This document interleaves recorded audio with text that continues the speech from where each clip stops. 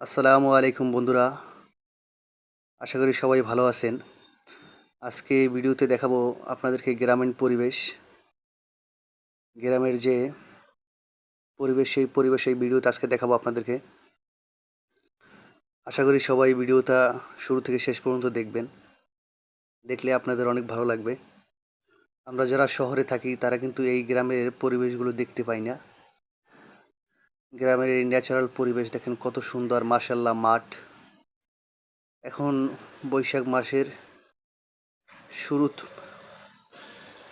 বৈশাখ না, জ্যৈষ্ঠ মাস। এখন আষাঢ় মাস শুরু হয়ে গেছে, জ্যৈষ্ঠ মাস শেষ। খেতে খামারে অলরেডি কিন্তু পানি চলে আসছে, দেখেন মাশাআল্লাহ। এই পানিতে কিন্তু নতুন পানিতে মাছ পাওয়া যায়। রাতের বেলা এই পানিতে লাইট দিয়ে মাছ ধরা যায়। ওখানে ওই যে দেখেন ক্ষেতের ভিতরে এটা মাচার মতো তৈরি করে, সেখানে উপরে টিন দিয়ে সেখানে কিন্তু মরিচ শুকো দেওয়া হয়েছে। এটা হলো হুমায়রার নানা বাড়ি। হুমায়রার নানা বাড়ির তাদের ক্ষেতের মরিচ ওখানে শুকানো হইতেছে। গ্রামের পরিবেশ কিন্তু সবারই ভালো লাগে। যারা গ্রামে থাকে তারা কিন্তু একদম অর্গানিক, ন্যাচারাল, বিষমুক্ত পরিবেশে বেড়ে ওঠে। কারণ আমরা যে শহরে থাকি, আমাদের এখানে আবহাওয়া কিন্তু বিশুদ্ধ না। গ্রামের আবহাওয়া একদম বিশুদ্ধ আবহাওয়া।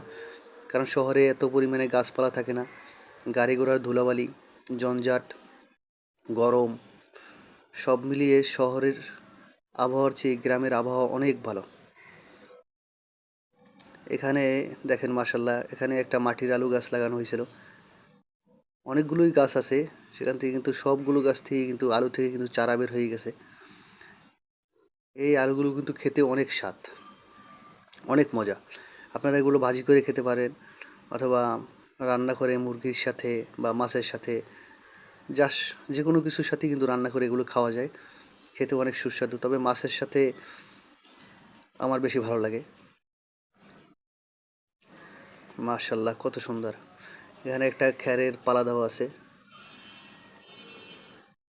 বৃষ্টির সময় গরু খাবার হিসেবে এই খ্যারের পালাগুলো ব্যবহার করা হয়, কারণ বৃষ্টিতে গরু মাঠে নেওয়া যায় না।